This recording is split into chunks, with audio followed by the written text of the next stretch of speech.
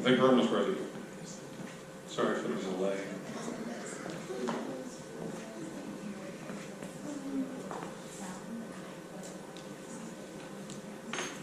Just give me 1 second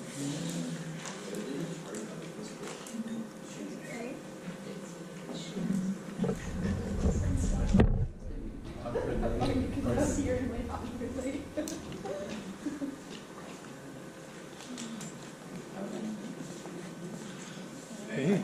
Jim's wants Yes, Jim, how are you? Good. Did you get my last email with the slides? I did. Perfect. Yep, you're all set. Perfect. Whenever you want me to go, just let me know. All right, perfect. Thanks.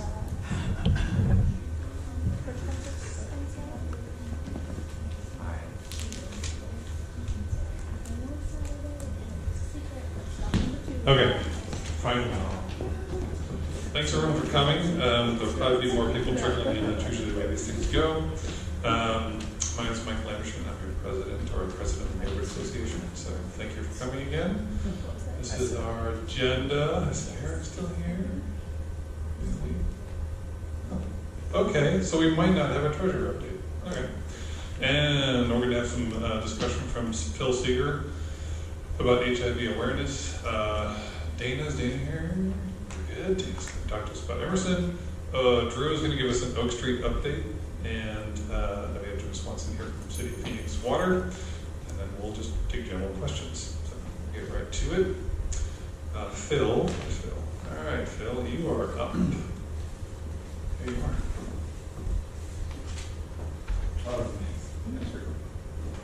Can everybody hear me without this? Because I tend to live in the wrong place and then that's what I'm moving out. Anyway, thanks for allowing me to be here. It's nice to be here. You know my name. I work for an agency called the Area Agency on Aging, which is located at the corner of 14th and Thomas, just north of the neighborhood. And we have many, many programs for seniors, including a senior helpline. So we'll get into HIV in a minute. I brought some cards, some bookmarks for the senior helpline. Any questions you have about helping your loved ones or yourselves who are aging, either it's one of our programs or we know who in the Valley provides that service if it's available in the Valley. So this is a great resource. And I'm going to leave those on the back table if I may. So my program within the agency is called Care Directions. And one of the Area Agency on Aging social workers doing case management, which is basically helping people organize their benefits and getting the services they need to have a healthy life and hopefully stay in the home as they age. Recognized the need during the time when people were dying of AIDS, like up until 1995 when it peaked, 50,000 people died of AIDS that year in the United States. Then it started trickling down with the advent of better, more effective medicines, which also still had a lot of side effects. The medicines now have very minimal side effects. They have combined. I know, like in '95, I got diagnosed in '92 and went downhill fast, but became a guinea pig for some of the new meds in the mid-'90s. I was taking 30-something pills a day with nasty side effects. It made me be on disability. So that is no longer the case. There is viable treatment. Anybody who gets diagnosed with AIDS today is going to live as long as anybody who doesn't. Depending on the chances in life, nobody knows how long that's going to be. But this is not the thing that will kill you unless you don't treat it. So Debbie Elliott recognized the need for some case management for people going through these ills in that period of time and started a program called HIV Care Directions in 1992, which primarily provided medical case management, the organization of benefits, also tying people. We're not a clinic, we don't do behavioral health, we're not a clinic for that. We are not substance abuse treatment providers, but we have our clients and we help them get connected to all those services. So for 26 years, we did nothing but helping people who already have HIV.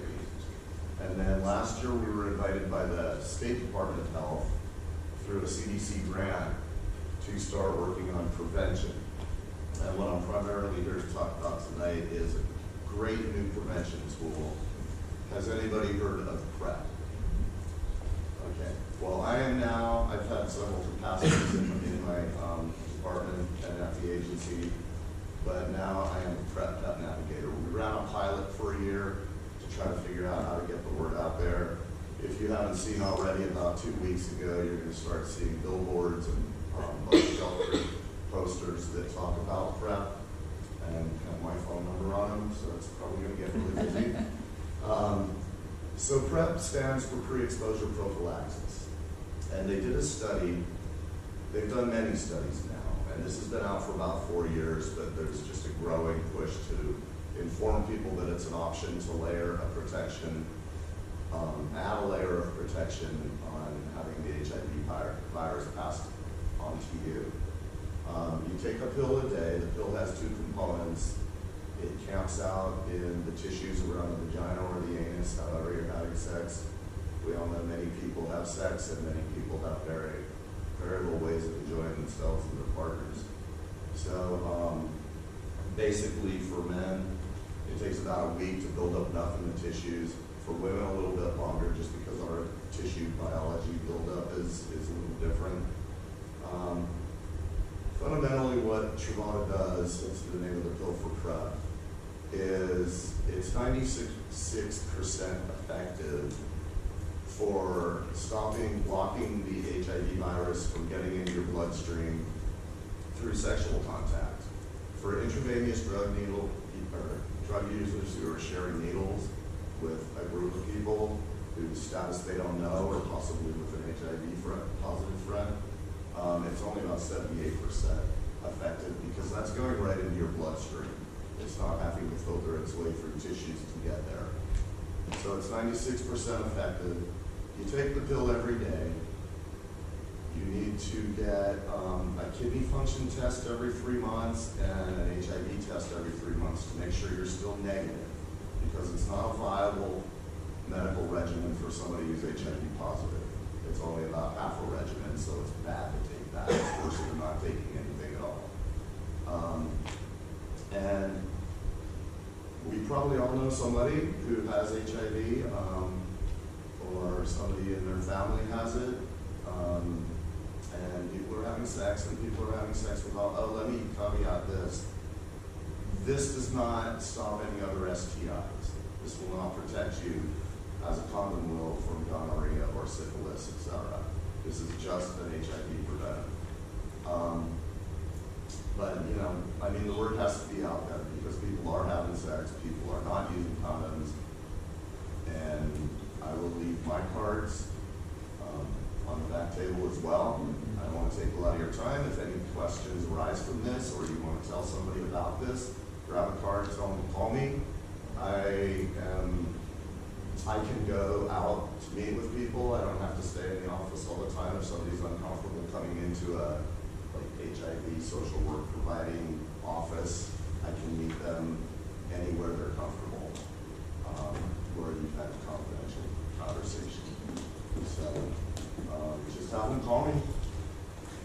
And even something else super important, kind of emergent. There's a regimen called PEP, which is post-exposure prophylaxis. And if somebody knows, maybe like they're sharing a needle and they find out, the person they were sharing with says, oh, by the way, I have HIV, or some people will still use the term AIDS. That's all just the difference between whether it's being treated or not. People who get infected with HIV never have to take it anymore if they are in treatment. That can be a thing of the past. If you're not in treatment, it will still eventually kill you. The post-exposure needs to be started within 72 hours of the exposure to the virus, either sexually or intravenously. And it's basically just being on a full HIV regimen for a month and getting that power to your bloodstream right away keeps the virus from taking hold and encroaching into your immune system.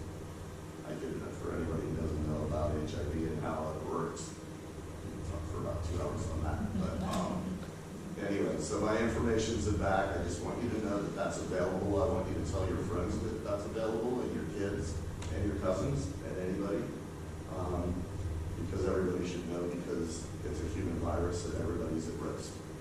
I guess that's it for me. Anybody have any questions right now? Okay, perfect. The information's there. Thank you. Thank you.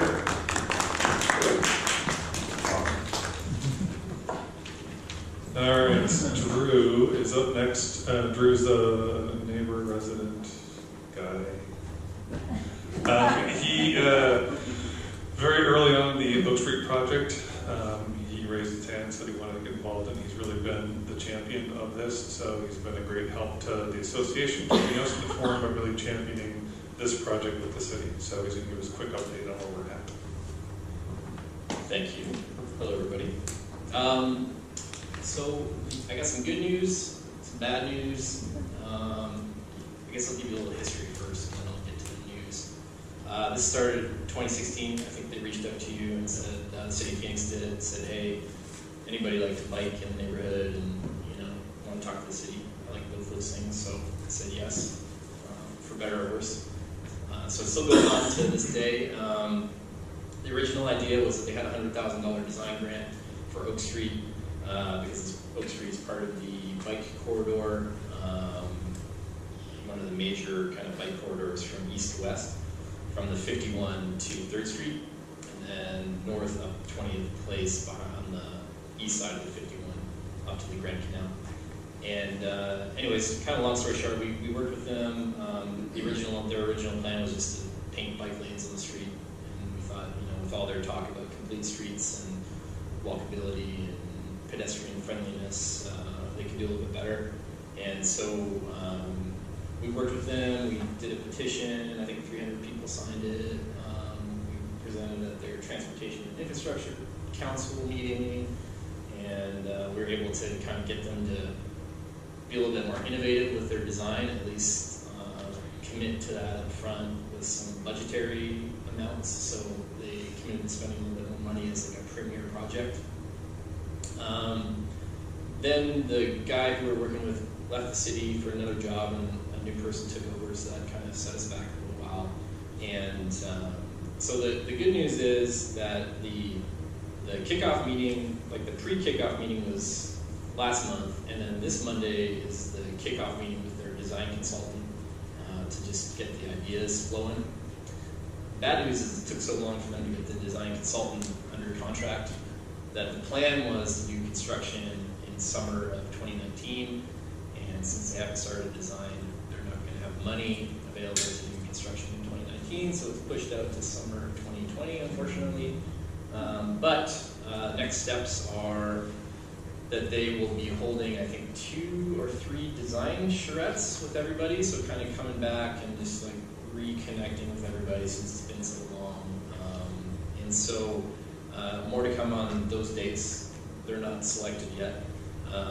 But like I said, Mondays, kind of kicking it off. I'm going to provide all the history to everybody's new from the Phoenix side for the past 3 years, and kind of get them up to speed on the community effort so that we have the continuity of effort, and then we'll set up some design charrettes. So I think it's important for people to, when those charrettes happen, be engaged and, you know, push the city to kind of go a little bit further in their thinking and their design. You know, Oak Street in a lot of places, I think it's 45 feet wide for a kind of neighborhood street. It's very overbuilt for the traffic that moves through here. So, you know, we had planned for more trees and protected bike lanes and spots and finishing the sidewalk on Dayton and lots of good stuff. So yeah, I would encourage everybody to come to the charrette and take it from there. How's that? Pretty good? Cool. Neighbor, guy, person. Sign out. Got a question back there. Sorry. So does that mean that, because there was a design that was created 3 years ago, does that mean that we're starting over from a design perspective?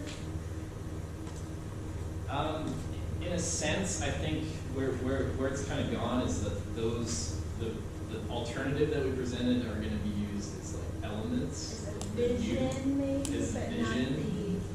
Yeah, so they so we need to push them to like take those ideas into the design. And now that they're actually going to do construction drawings, so they're going to go kind of like find out the reality of a lot of those things. And so my goal is to make sure that they don't just end up back where we started at 3 years ago with strike plane lanes, because that was so depressing. Well, I know there were some concerns east of 16th about which side to put the parking on and whatever because of the multi-tenant properties over there, and so. Yeah, there was the plan over there. People didn't want to lose one side parking. Well, the problem is I think all the people in the apartments park on the street. So if you take away the apartment side, then all the apartment people park in front of everybody's houses. Yeah. Rather than having them park in front of the apartments, let the house people park in their driveways.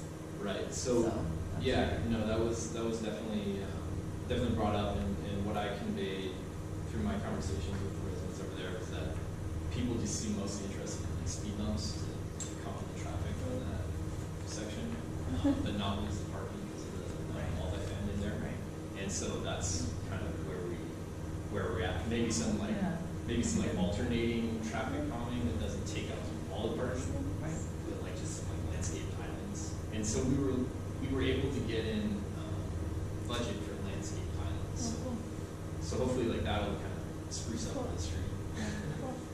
Yeah. Will you be posting these charrettes on the message board? What's the best way to find out about these and be present? Yes. Yes. Board and Yes. to do what you We'll put it on the association page as well. Great, thank you. So we'll find out. I think we'll just find out a lot more Monday what they're thinking. But the nice thing is that they're ready to work and start designing. Thank you. Cool. Anybody else? Thanks. All right. Dana, I don't have a slide for you because it was like the last minute, so that's, yeah. I was told you didn't need anything. Hi, thank you so much for having me. My name is Dana Ramos, and I teach middle school English at Emerson down the street. And we are planning an event, we planned an event with the Caring Coalition, and we're currently at the school holding a food drive that's coming to an end. And we're going to have a day where we box and sort all of the food to go to families that the Caring Coalition services for nice holiday meals for people who are unable. And that event's going to take place on Tuesday, December 11th from 5 to 6 at the Emerson cafeteria. Very, very quick, box sort them up and get them out. And my vision for it was some type of community event, community service event, where our students could give back to the community, because Caring Coalition does so much for our students, and I think our students need to know that they have something to give. And so I planned this event for them, and I wanted to invite you because I thought it would be really nice to have the neighborhood also work side by side with us. So if you're able, definitely come on Tuesday. It's very quick. Peter Piper Pizza is going to donate pizza. There'll be students there, so if you have children that are school age, they can come and help as well. It's totally okay with them. And then there'll be adults there too, so if you don't have kids, you can come. And we would very much so appreciate your help. What time did you say again? 5 to 6 p.m. And how do we know where to go? There will be signs. Signs or students, or both, and that will let you know. The cafeteria is pretty close towards the front. Yeah, well, you can see it from Palm, yeah. You can't see where the cafeteria is. But yeah, there will definitely be signs, because it'll be difficult maybe if you come in through the office. But usually the office is closed, so the side gate will probably be open. So I'll make sure there's some big signs so that if you come, you'll know where to go. Thank you for the question. Any other questions? Yes? I just wanted to say I just posted about this event on the Coronado message board along with a link to sign up so that you can let them know that you're going to be there and they can have pizza for you. Okay, thank you. I appreciate that. Yeah. Thanks. All right. Thanks, Dana. All right, and then Jim's up next. I was at a McDowell Road meeting, and representatives from the city department was there, so they asked if they could present to our group here. So Jim was nice enough to come in tonight and talk to all of you. So It's about the pending, I guess, water Proposed. proposed rate change to your water. So. That's Yeah. Yes.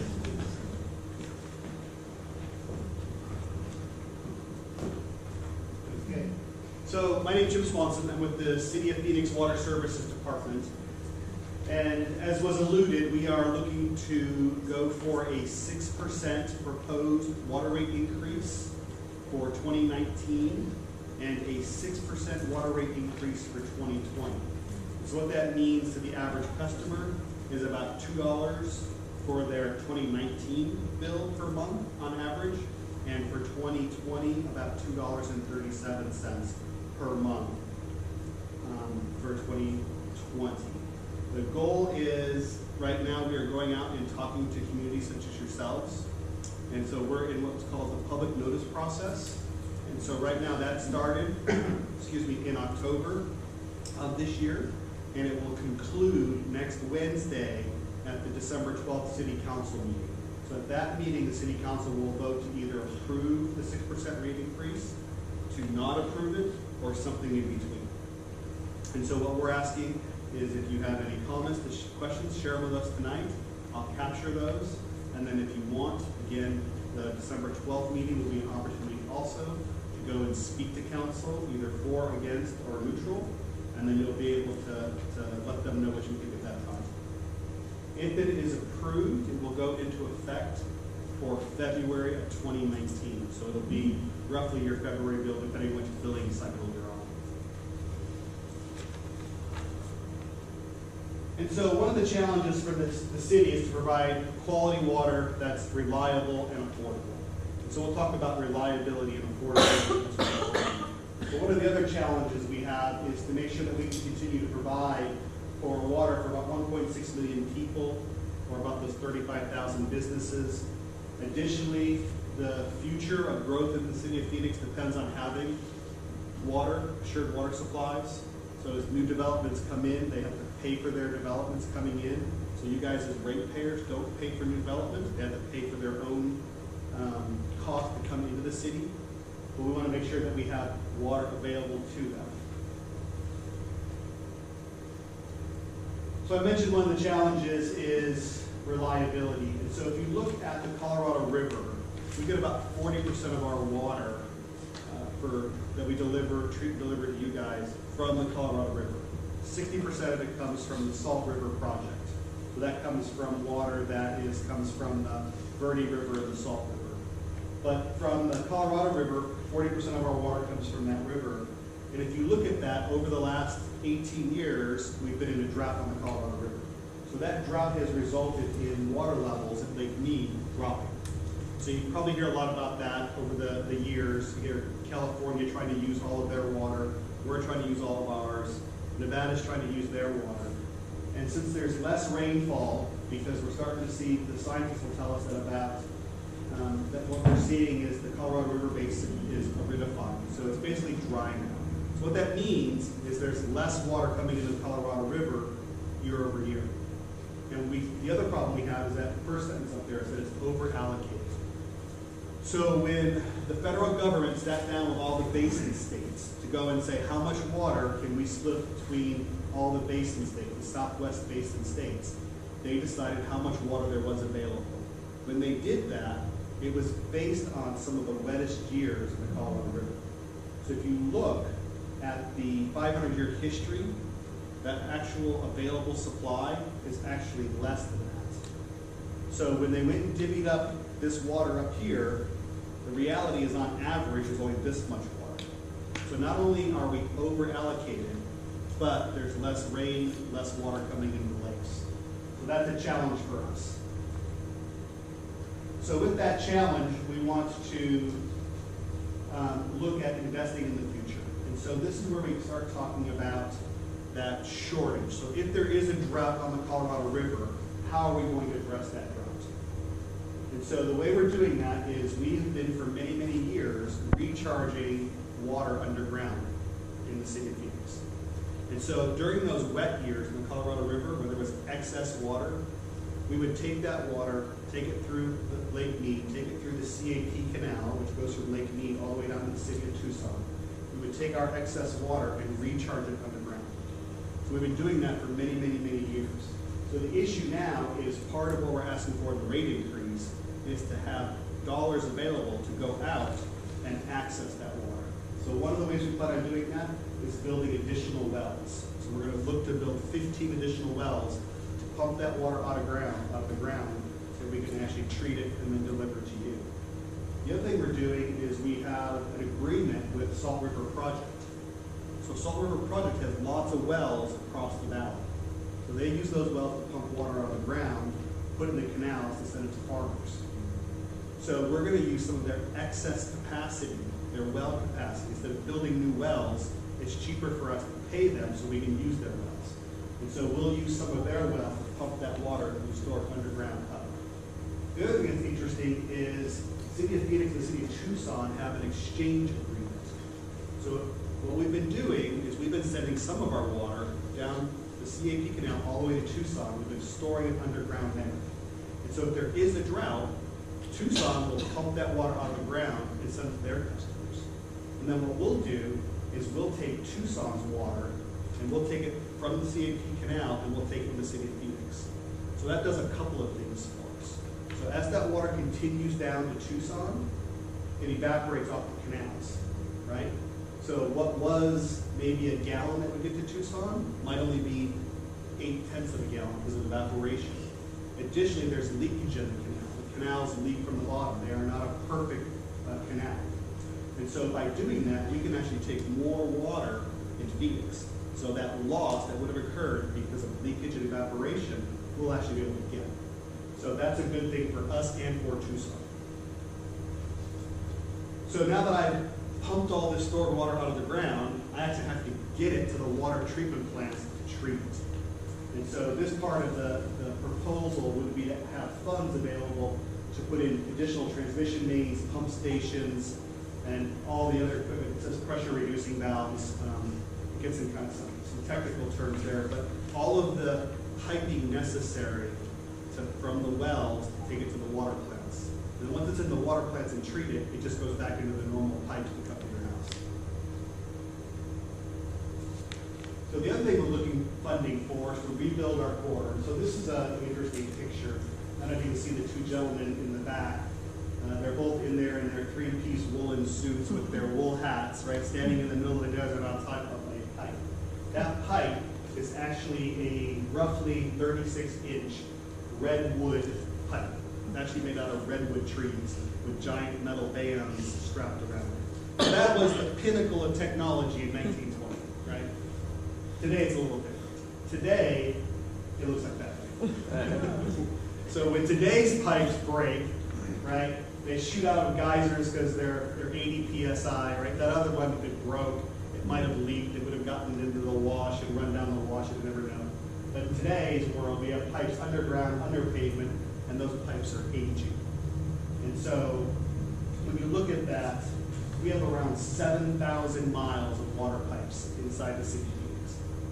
And so comparison-wise, that's if you were to go from here to China, it's the same size as LA. So if you think LA is large, it's the same size as LA, and we're twice the size of Chicago.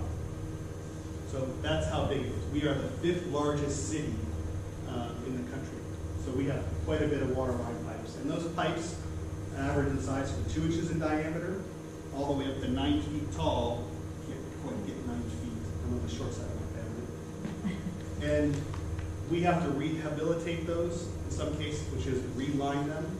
In some cases, we have to replace them altogether and take them out of the system.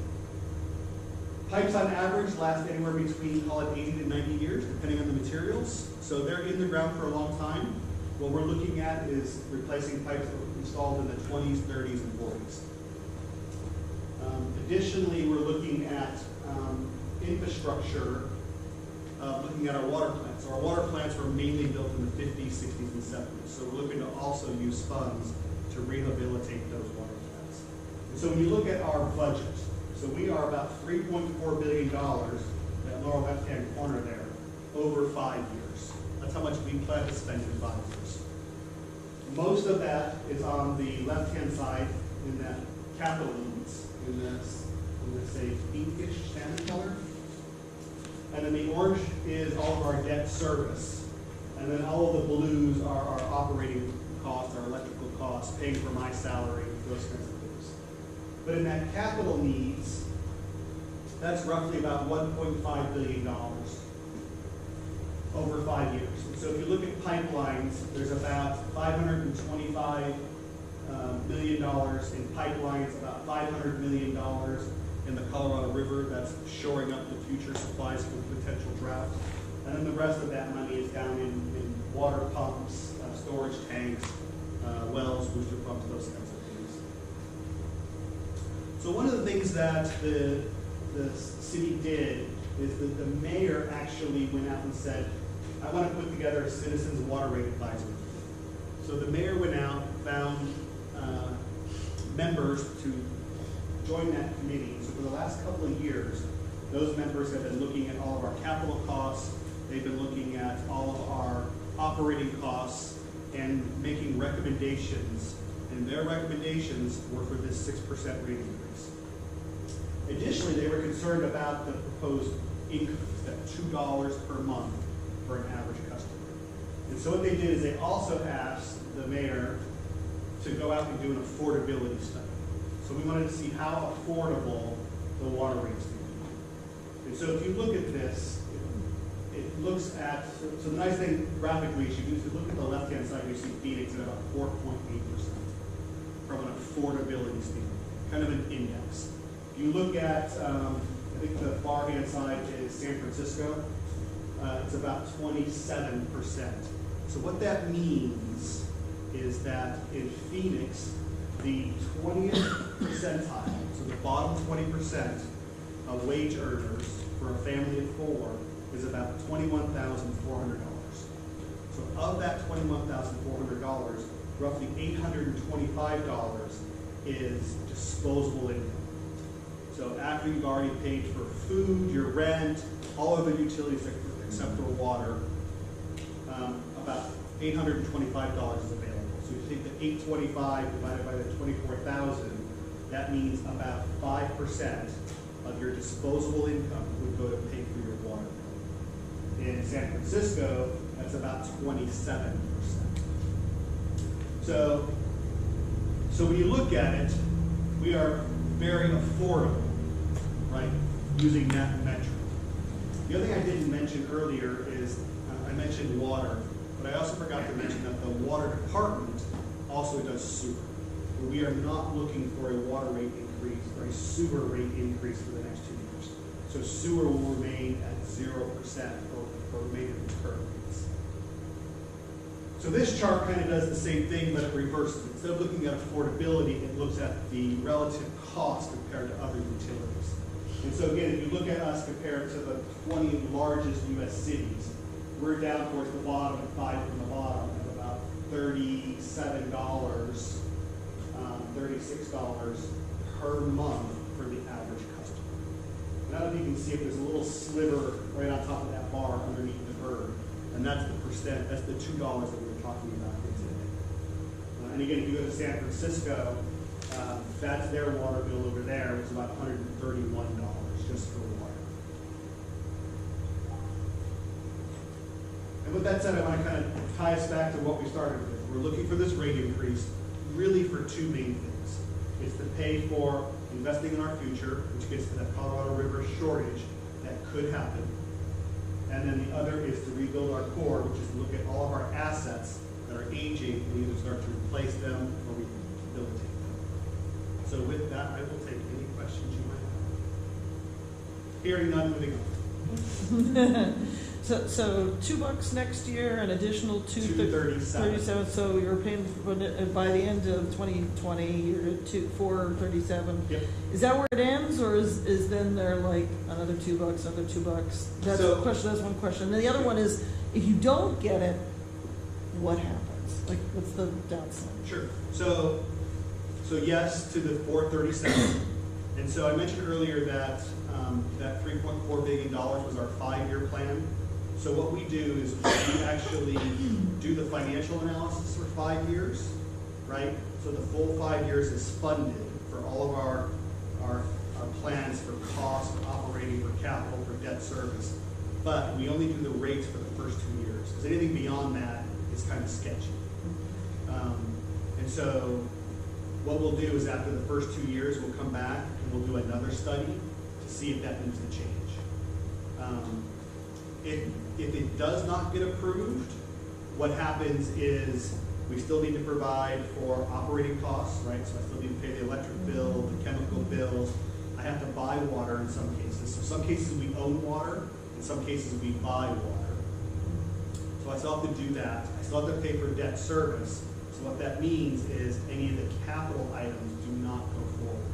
So if it doesn't get approved, or if it let's say half of it gets approved, because you remember from that chart, that pie chart, about half of it went to Colorado River shortage and half of it to pipelines and water plants. What would happen is we got half. My guess is we would fund the shortage piece for Colorado River, but not fund the replacement. So we could have. So you would, what that would mean is you would have more breakages. water breaks, right? So if we're experiencing, we experience roughly 3,500 water line breaks a year. So that might go up. So we continue to repair them instead of replace them. Kind of like what you do with an old car. If you can't afford the new car, right? You would eventually replace the motor because it's cheaper than buying a brand new car. So we would do those things.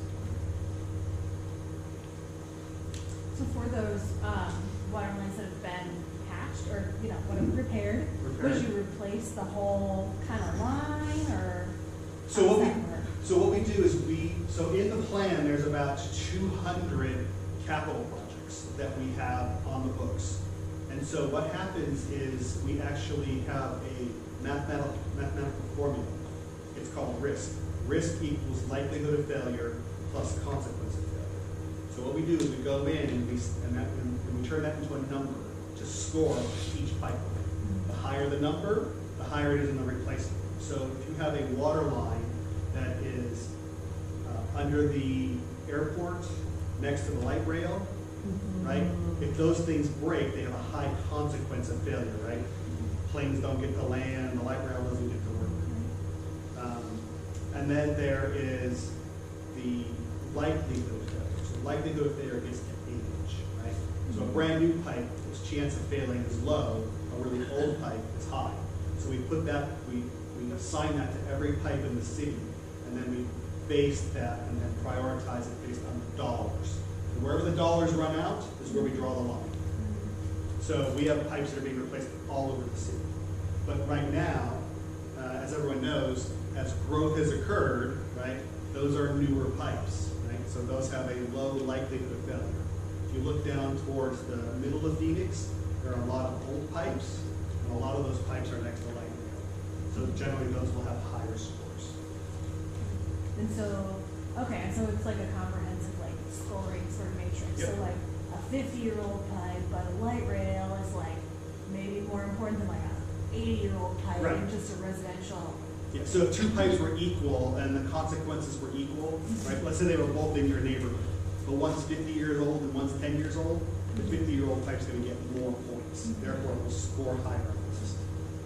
But if they were both 50-year-old pipes and one's in front of your house and one's in front of the light rail one's going to score 50 points for being old and points for being next to light rail. Because I don't want to be the reason why you don't get to work, right? I want sewer to be the reason. What is the city doing to discourage this urban sprawl? I mean, are developers getting hit with bigger,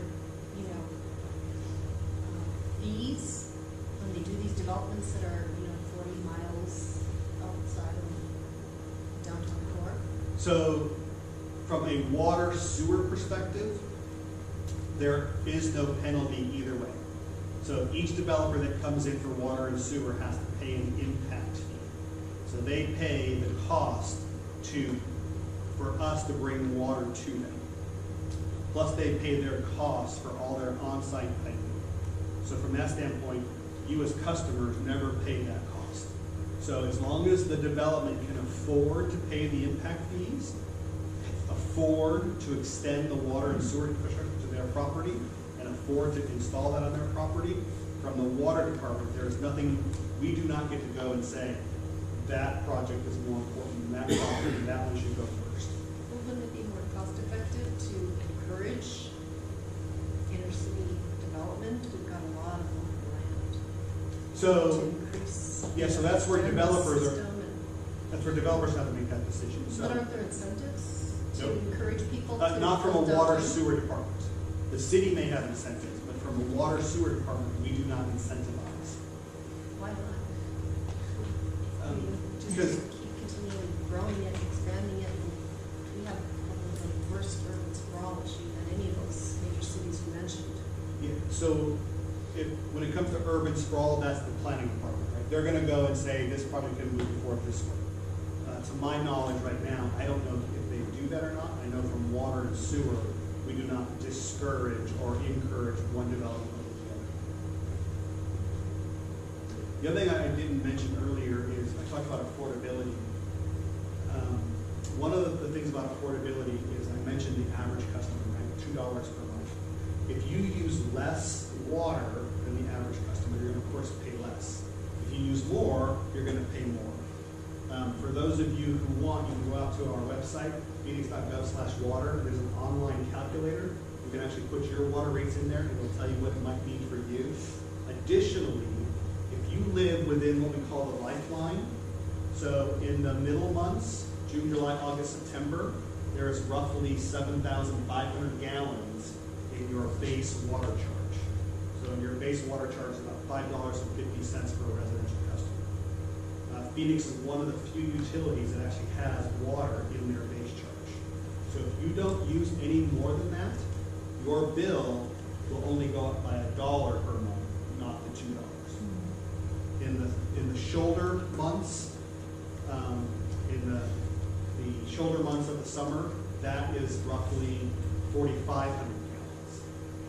The difference is what we do is we add extra water in the summer so that people can have water for their pools and for their landscape. So it'll take more water during that time. But during that time, what we're telling you is that if you live within that volume of water during those months, your bill will only go up by $1. And in 2020, it only be 75 cents.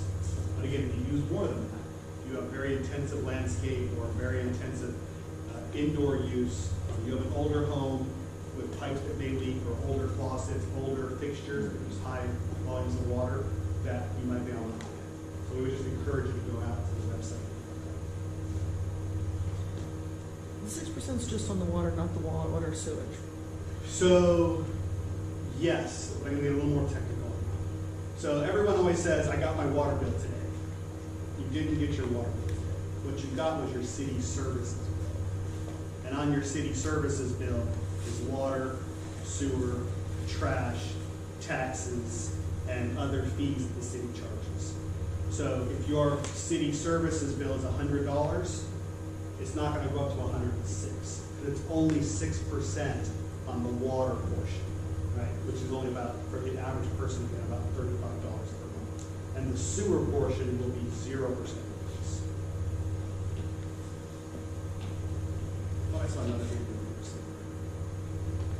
Just there. You must have a question, because you have that look, no? Do you think you're going to get it passed? Do you feel good about it, or are you nervous? I think it will pass. It might be a close vote, but I think it will pass. But again, you never know what councils are going to do. There are always concerns that, an increase can't be seen as a tax, right? An increase can be seen as, I can't afford that increase. And so that's why we're here trying to make our case, right? I believe anyways, our case is for those two things. To take care of our assets, to replace those water lines and those sewer lines. If we don't, they're going to continue to break, we'll continue to repair them. And that we need to plan for the drought. I can't guarantee the drought is going to come, but when we look at the lake levels, the probability only gets higher every year.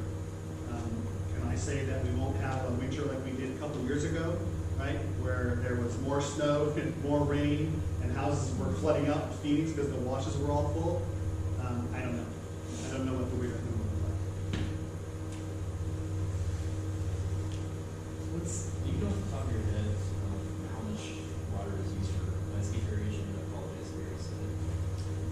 landscape irrigation? Yeah, just landscaping. So generally what we say is for a typical residential home, half of the water is used inside the home and half is used outside.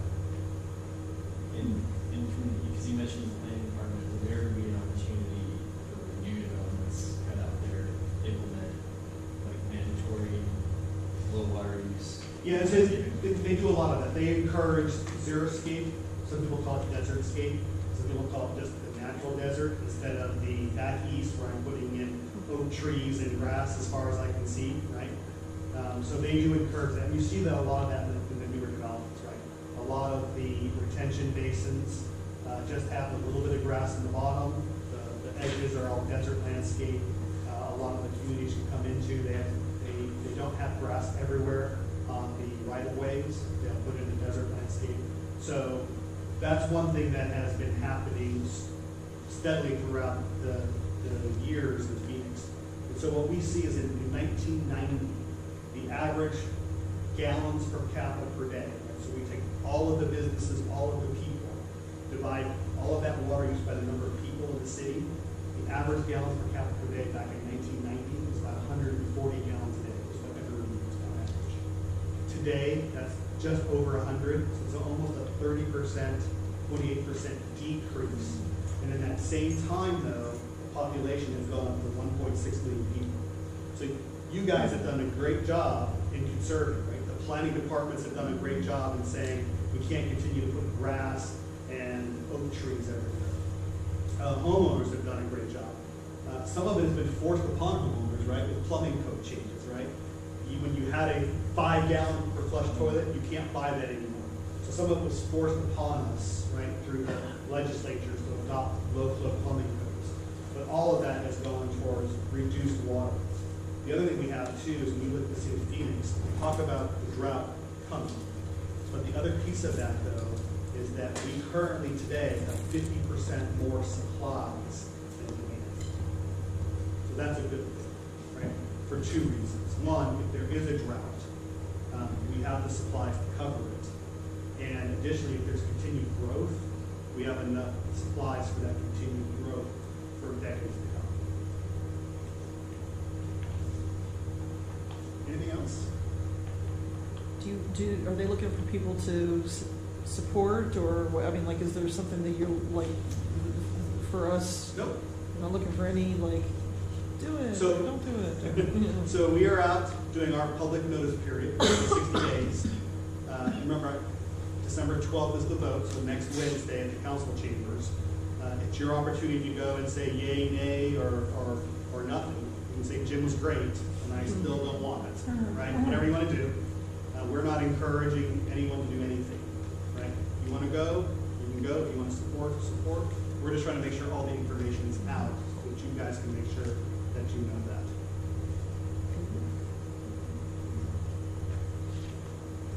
Thank you, everyone.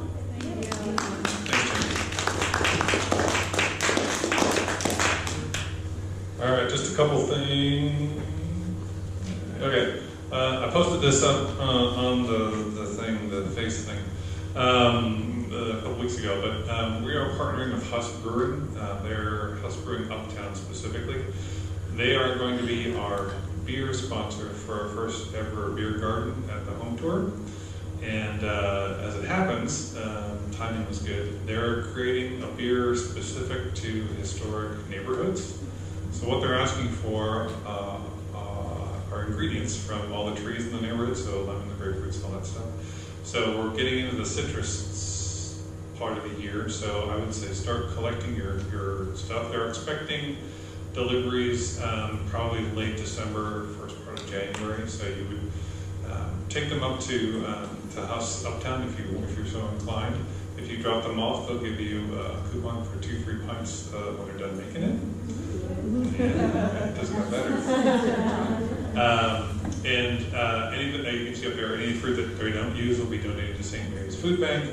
And we're going to try to coordinate some sort of mass drop-off. So for people that can't get up to Huss Uptown, it's up on Camelback and Central-ish. We can drop it off for you, but I guess I get all the beer coupons. Anyway, so that's kind of a neat thing. They're super excited about it. They're super excited to be partners with us specifically because we're awesome and we drink all the beer. So anyway, look for that coming up soon, I guess. The other thing I wanted to mention was if this Saturday is the porch concerts. If you've never been involved in porch concerts, it's a pretty phenomenal event. If you're new to the neighborhood, or you know someone that's new, it's a great opportunity to meet people. It's a complete mystery about the route because we want to keep it neighborhood inward focused, I think. So the route gets announced the day of, the morning of, and then it's just a traveling concert. It's the best way I can put it. This year, a couple things. Not this year, but there's a potluck starting at noon. That's the first house, so you're encouraged to bring a dish to share, just hang out. And then Sat and her group, Caring Coalition, as it happens, is going to be having the North Hive food drive event. I'm saying it wrong. No, you're fine. Okay, at I believe it's the yoga studio off the Oak Circle. Yeah. Yeah. So 12 feet is not. Perfect. So she's going to be doing that with her team. So what we thought we'd do is, so people don't get distracted or pulled in many different directions, is if you want to bring non-perishable food items with you to the porch concerts, I will collect them and I will deliver them to SAT throughout the day. So I'll have my golf cart with me. I'll just throw it in the back and then we'll deliver throughout the day. If you'd rather donate money, then we can certainly do that. I can donate that to give that to SAT.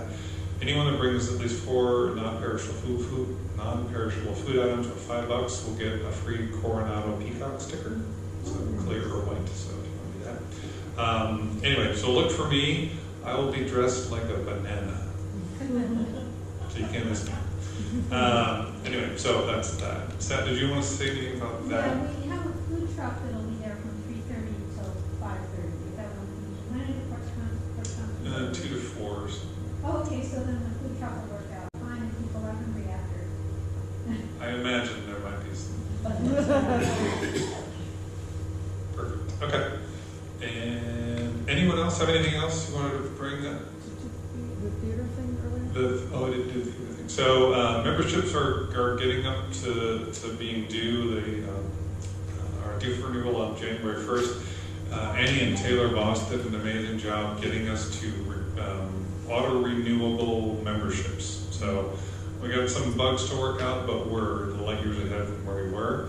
So if you want to renew, even though we're in December, it counts for next year too, so we'll just count it for the whole year. So if you join or renew now until January 4th, Phoenix Theater is going to give you 2 free tickets to a showing of It's Not You, It's Me, I think, at their theater. So they did this a few months ago, summertime. It was a big success. It was basically, the whole house was all Coronado, which was kind of cool.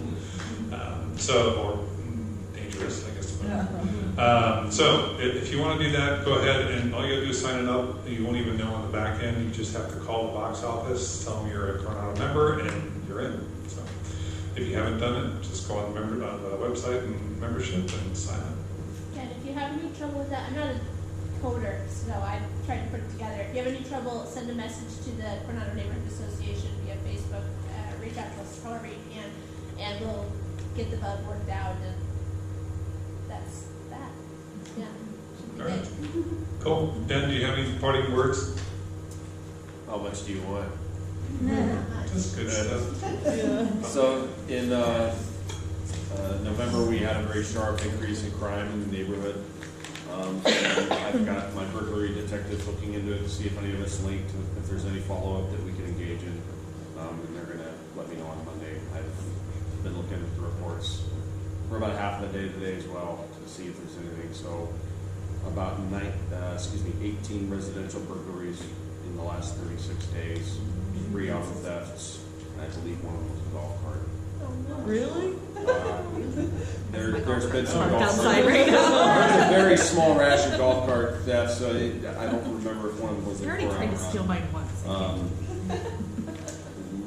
And so, but the highest was residential burglaries and break-ins into cars, and/or getting into cars left unlocked. So, Is that that's really 18 cars and homes? no. Cars, there was less than 10, I want to say there's 8 of them. And is that just the entire Coronado 16th Street included? Correct. Yeah, that's everything. Yep. The sober living home that was 1707 North 18th Street was sold, being rehabbed. Some of you know this. I believe because we're just finding out who the owners are, that's going to be low income housing. The owner of that property owns some other new builds that have gone up in Coronado, so it's a person that's already doing development work in Coronado. So I don't believe that's going to be the same type of tenants that they had in there before.